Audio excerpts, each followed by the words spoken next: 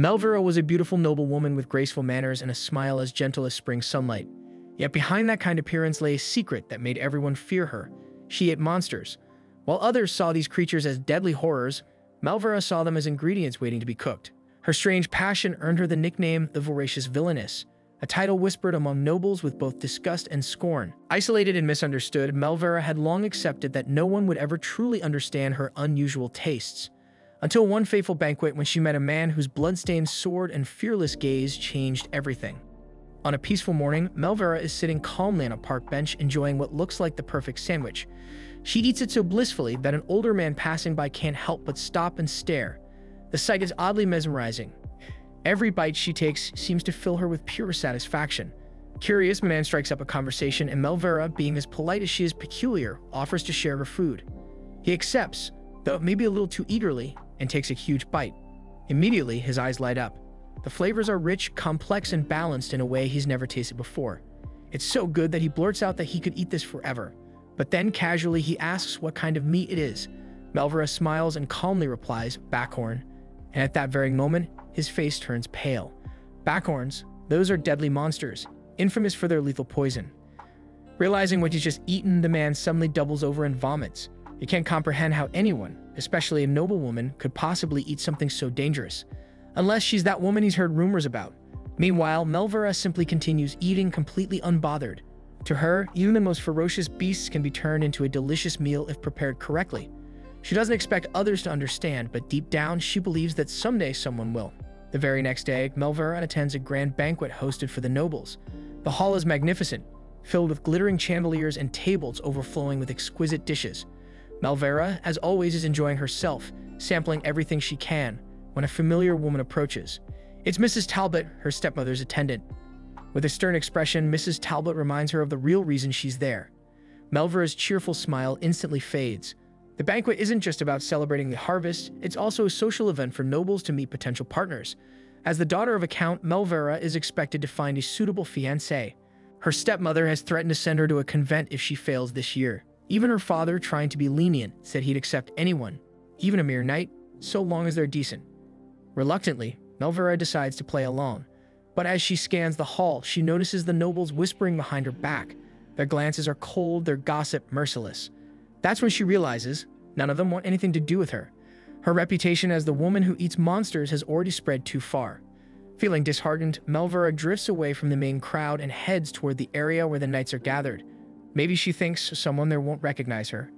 But before she can even approach them, chaos suddenly erupts.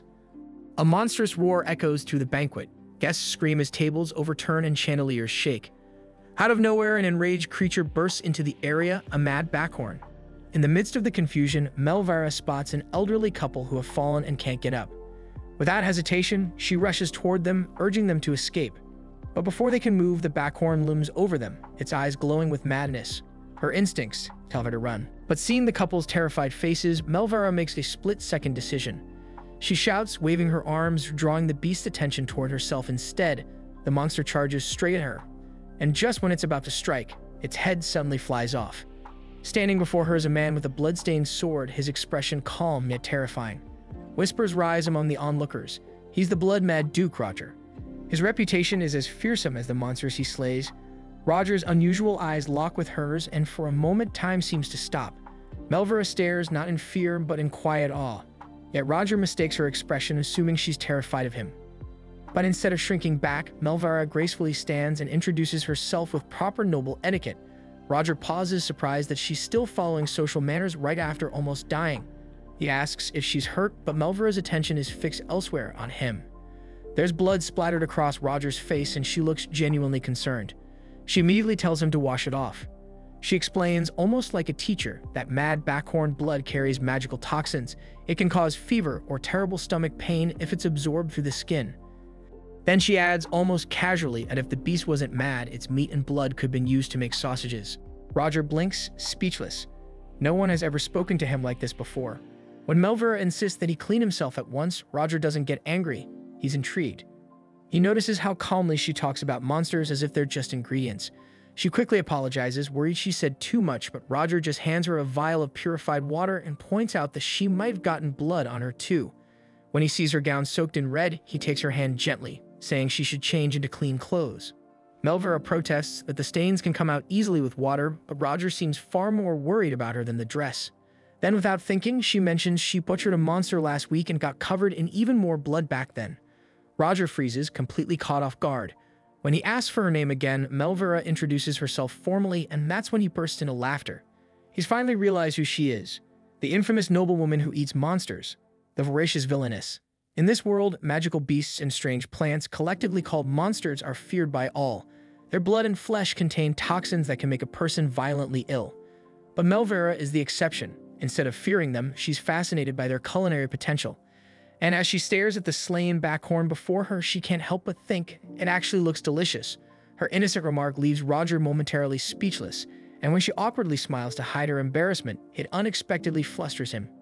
When she asks what's wrong, he just clears his throat and composes himself, taking her hand once again. That's when Melvera realizes this man isn't afraid of her for eating monsters. Not one bit. As they walk together, Roger suddenly asks if backhorn meat really tastes good. It's such a casual question that Melvera almost laughs. Still, she admits softly that it's delicious, similar to beef, though tougher. She explains how she tenderizes it and removes the magical toxins. Instead of reacting with disgust, Roger listens carefully, fascinated. It's the first time anyone has taken genuine interest in her knowledge. Overwhelmed, Melvera lowers her head, hiding her tears. She explains her process, using special tools and purification spells to safely draw out the toxins. Roger's eyes light up, and he immediately asks if she could prepare a monster dish for him someday. Melvera is startled.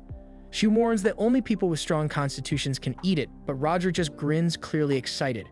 Before long, he brings her to his pavilion where his aide, Chaos, greets them. Roger tells Chaos to bring Melvera fresh clothes and water to wash up. As she steps into the tent, she notices rows of weapons and the faint scent of iron in the air. Roger has even prepared a tub of warm water for her, but insists she should wash first. Instead, Melvera insists he go ahead. And without a second thought, Roger removes his upper clothing. Melvera freezes. She's seen knights and hunters bathe outdoors before, but this feels different. Her eyes, no matter how hard she tries, won't look away.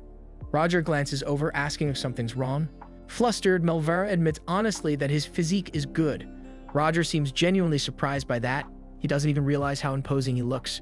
When he resumes washing, Melvera gathers her courage and asks if he could teach her to fight monsters.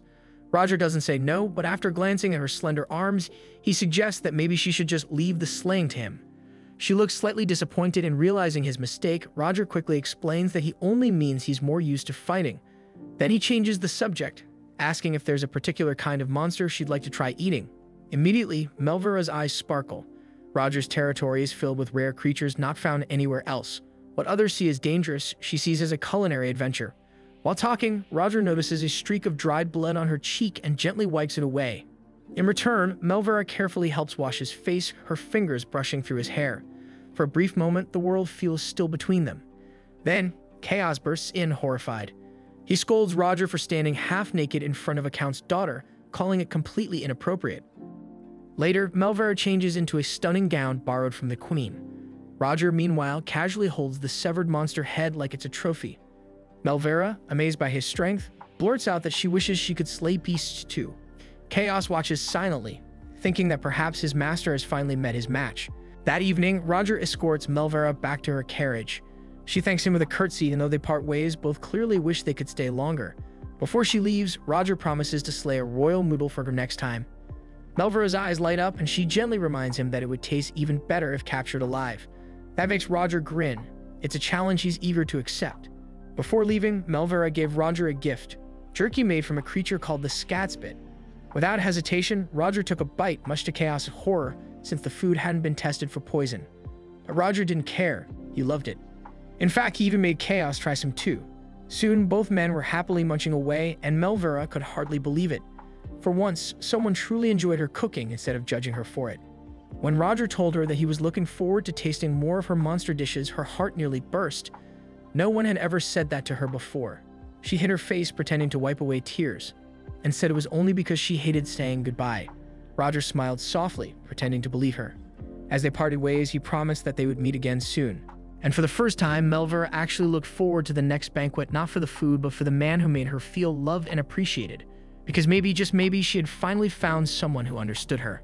Snow has already fallen across the March Raid lands when Melvera finally returns from her travels. But before she can even step inside her home, her father, Ghislaine, is already waiting outside, waving her over with a furious expression. Melvera immediately assumes he's angry because she still hasn't found a suitable fiancé. But it turns out that isn't the reason at all. Ghislaine reveals that he's received a letter, not from some local noble, but from Duke Roger himself. At first, Melvera thinks it must be a mistake, maybe a request for help. But Ghislaine clarifies that it's an actual marriage proposal. The news stuns them both. A duke asking for the hand of a woman from such a humble household? It seems almost impossible. Ghislaine is flustered and Melvera can only sweat nervously, wondering what could have led to this. Meanwhile, in a distant pavilion tent, Duke Roger meets with Crown Prince Maxim. The two discuss their recent monster hunt. Roger reports how he executed the mission perfectly, avoiding any casualties. Maxim listens, clearly satisfied, though something about Roger's tone feels off. While Maxim speaks casually, Roger's words are stiff and formal. It hadn't always been like that. Years ago, Roger used to call him Brother Maxim. But 17 years earlier, everything changed. Maxim was named Crown Prince, while Roger was adopted into the Galber family. Since then, an invisible wall has separated the two brothers. Maxim still treats him warmly, but Roger insists on distance. Trying to ease the tension, Maxim notices the basket Roger is carrying and asks what's inside. Roger tries to hide it, but Maxim is persistent. He somehow already knows about Roger's growing connection to Melvera, and when he mentions her name, Roger's calm mask cracks. Before Roger can react, Maxim snatches a piece of jerky from the basket and takes a bite. He's immediately impressed by the taste and asks what kind of meat it is. Roger answers that it's made from scatspit, a spiny monster. Maxim, intrigued, guesses that Melvera prepared it. When he sees how fondly Roger talks about her, he teases him, asking what his next move will be. But Roger avoids the question entirely, saying he'll remain on standby. He quickly leaves before Maxim can press further. As Roger walks away, frustration rises in his chest. Maxim's teasing hits too close to the truth. Because yes, it's rare for Roger to feel this drawn to anyone. But Melvera's image won't leave his mind. He remembers her from the banquet, the so-called voracious villainess who'd selflessly shielded an old couple from danger. That single act overturned everything he heard about her. Soon after, one of his subordinates, Chaos, approaches with news that the monster habitat is now secure. Roger nods, pleads, and relays Maxim's orders.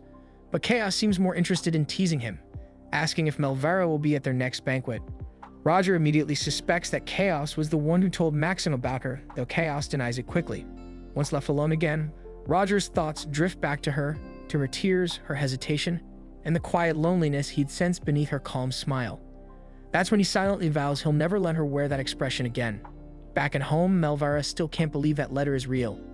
Ghislaine tells her it arrived a week ago, delivered by a messenger riding a magnificent blaze eagle adorned with a jewel bearing the Galber crest.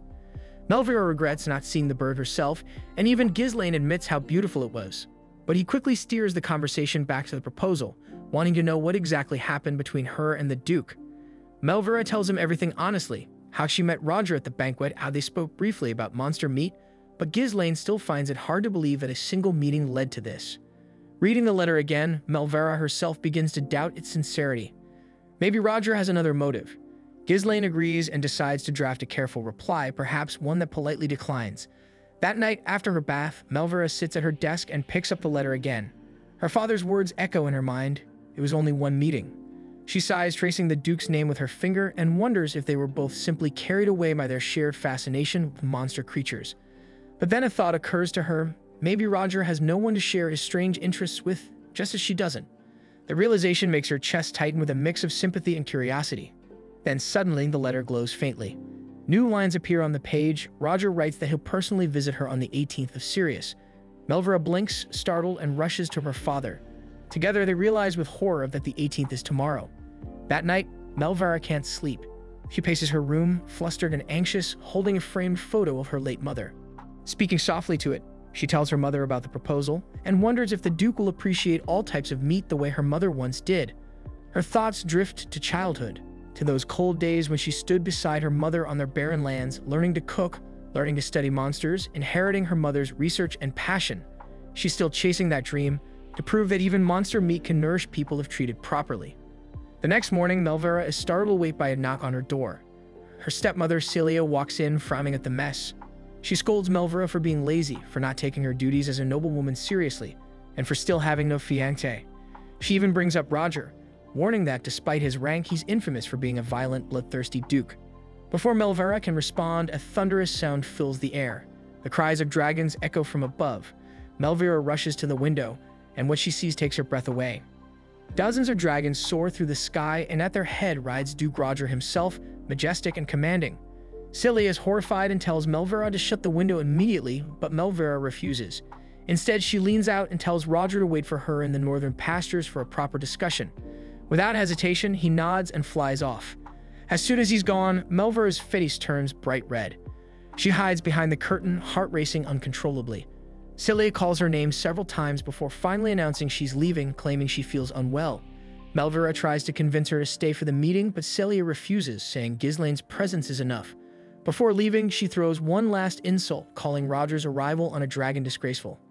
But this time, Melvera doesn't hold back. She boldly declares that she will accept the Duke's proposal. Furious, Celia storms out. Later, in the northern pastures, Melvera finally meets Roger face to face. Though she tries to act composed, she can't hide her nervousness.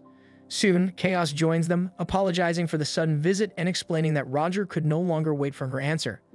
As they talk, Roger suddenly grows serious.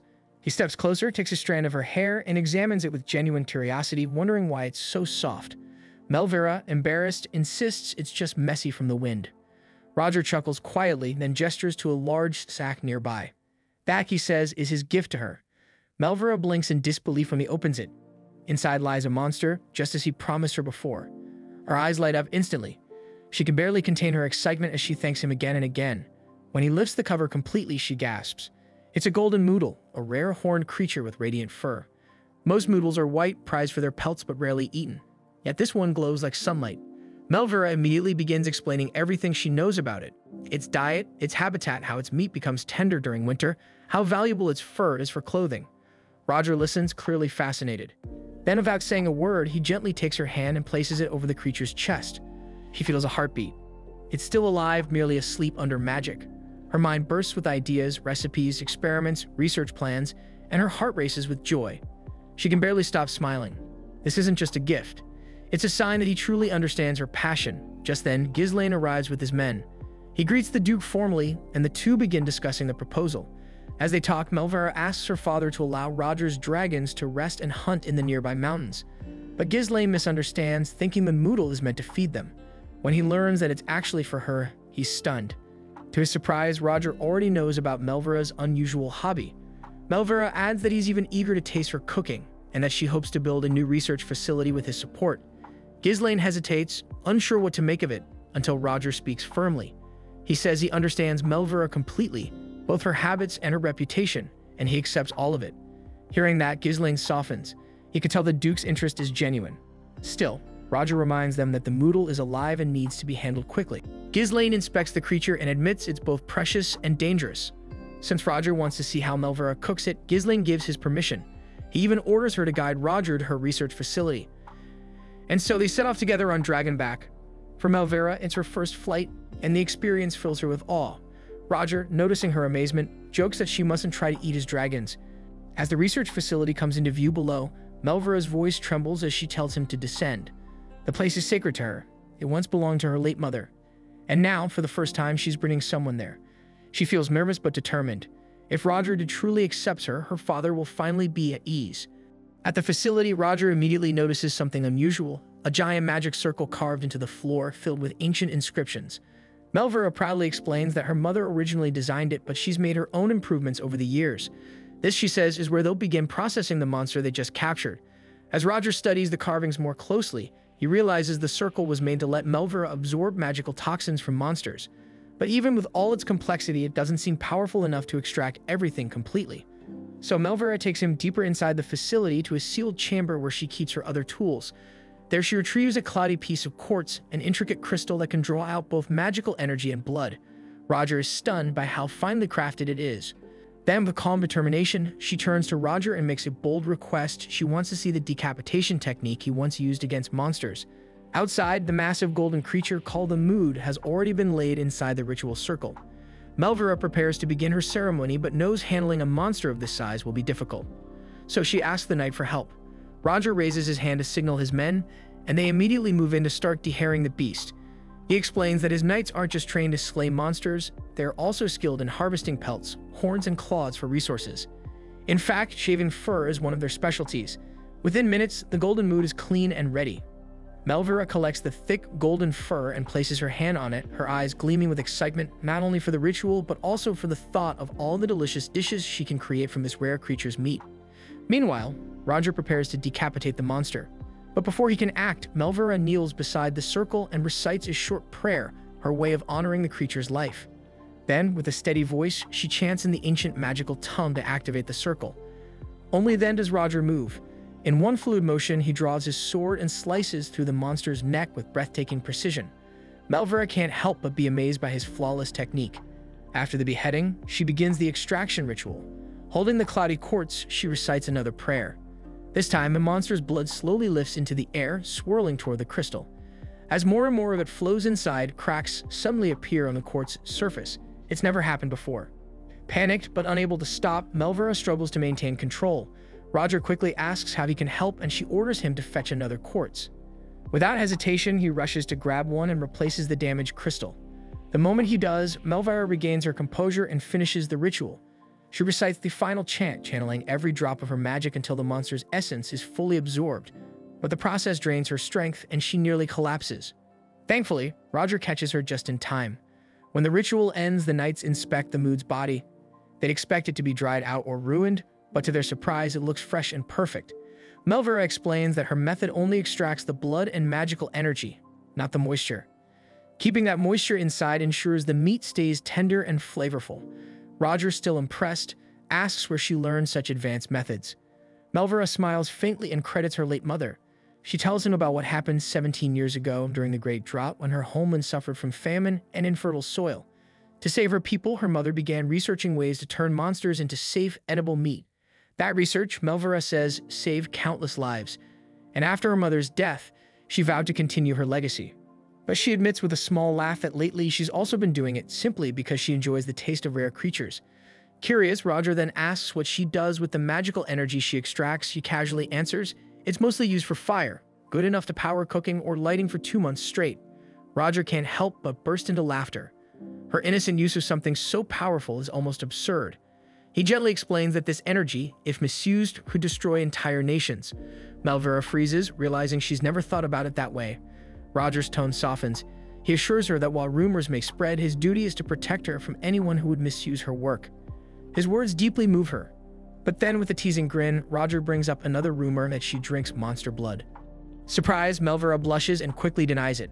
Roger only grows more serious, staring into her eyes and declaring that he'd lay down his life for her.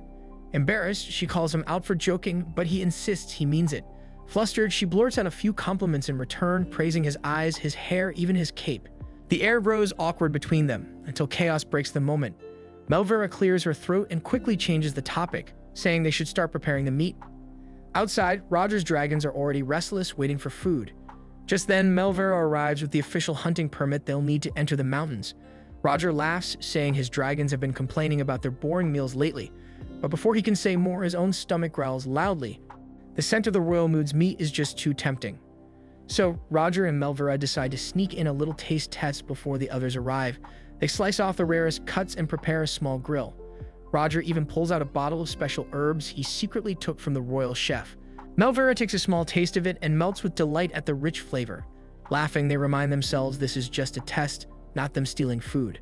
They sprinkle the herbs, then use the monster's own magical blood to light the flame. As the meat cooks, Roger impatiently complains, "It smells too good to wait."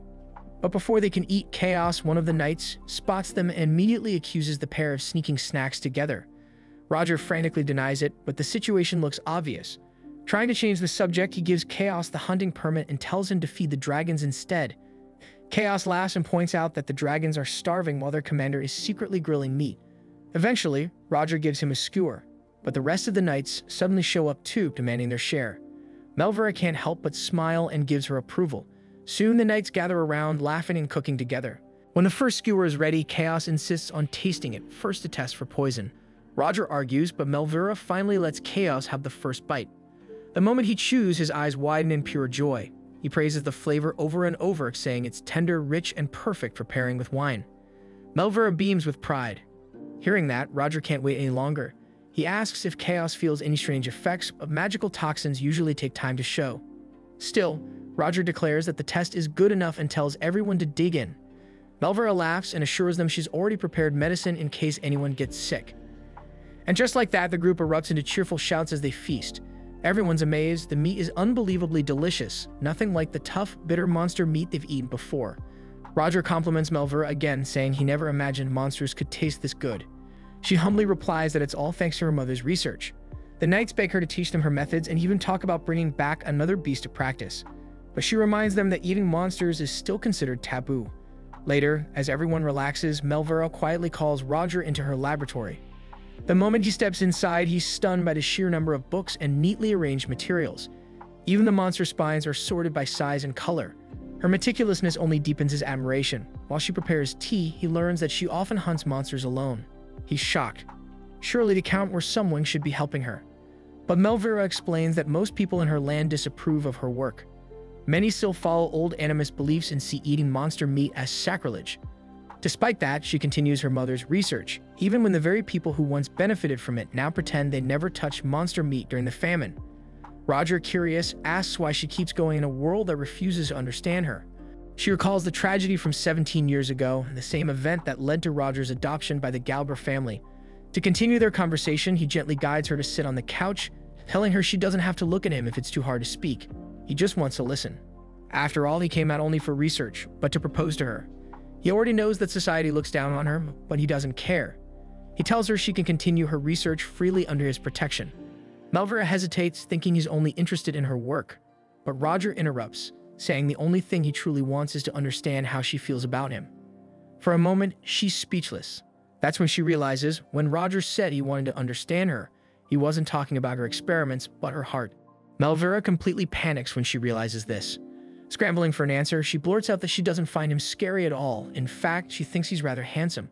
Her words immediately make Roger blush, leaving Melvera worried that she might have said something wrong. She keeps talking, insisting that plenty of people would probably agree with her. But Roger only looks away in embarrassment, which confuses her even more. As she continues praising every detail of his looks, Roger struggles to believe she's being sincere. After all, he's a monster slayer. People are supposed to fear him, not admire him. Yet her eyes shine with pure admiration. She says she'll never forget how bravely he fought that monster during the banquet. Roger mutters that being covered in monster blood isn't exactly admirable or refined, but Melvera disagrees. To her, the courage to fight is far more noble than any fancy title. For a moment, silence falls between them, until Roger changes the topic and asks what she truly thinks of him, as her fiancé. That question catches Melvera off guard. She's never seriously thought about it before. On paper, being engaged to him would be ideal. His title as a duke would easily fulfill her father's expectations. Yet their difference in status still worries her. Quietly, she imagines what life would be like by his side, seeing him from morning until night. Just the thought makes her heart flutter. But then she reminds herself how insignificant she might look next to him. Her life has always revolved around research, and all she's ever wanted is a partner who lets her live freely. She wonders if being with him would truly make her happy, or if that happiness would simply come from fulfilling a dream her father planned for her. After some thought, Melvera finally speaks. Instead of answering directly, she asks why he would choose her when so many noble women must already be after him. She wonders aloud if his people would ever accept someone like her, known as the voracious villainess, whose reputation could easily tarnish his name, but Roger shakes his head. He believes his people will accept her in time. He explains about the Ozane Woods, a vast forest within their lands that's overrun with monsters. No matter how many he slays, they just keep coming back. The magical toxins that drive the creatures mad, and protecting those lands has always been his duty. To him, monsters are enemies to destroy, so he's shocked when Melvera admits that she actually enjoys eating them. Watching her prepare monster meat completely changes his perspective. Soldiers sometimes eat monsters for survival, but none ever thought to drain the magical energy first like she does. Roger admits her method is brilliant. Still, Melvera isn't sure that's enough to win over his people. She starts reflecting on how her research might help him, how maybe her late mother's work could finally make a difference. But before she can say more, Roger interrupts her gently. He promises to protect her, to defend her from all the cruel rumors that had haunted her for years. He truly wants her research to flourish for the sake of his people's future. For a moment, Melvera doubts his sincerity, thinking his proposal might be purely practical. Yet after a pause, she admits that his offer could save her, even if she feels unworthy of him. Roger misreads her hesitation as rejection, but he's wrong.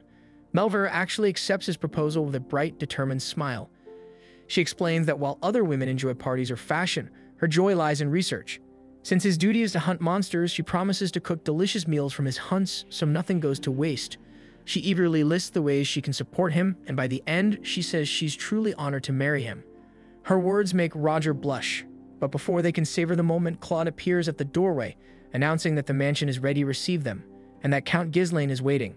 As they rise to leave, Claude quietly warns Melvera not to speak too openly about her research or the condition of Roger's lands in front of strangers. Roger overhears this and senses something off about Claude's tone, but he lets it go. After all, a duke proposing to a disgraced count's daughter would naturally raise suspicion. When Roger finally meets Count Ghislaine, he presents the official engagement contract. The count's hand trembles with uncertainty. He can't tell if Roger truly wants to marry his daughter or if this is just politics. But Roger stands tall, proud of his decision. Even so, Ghislaine can't entirely forget the chaos of the banquet. Roger remembers it too, how all he cared about was slaying the monster. Yet Melvera never looked away, unafraid and steady.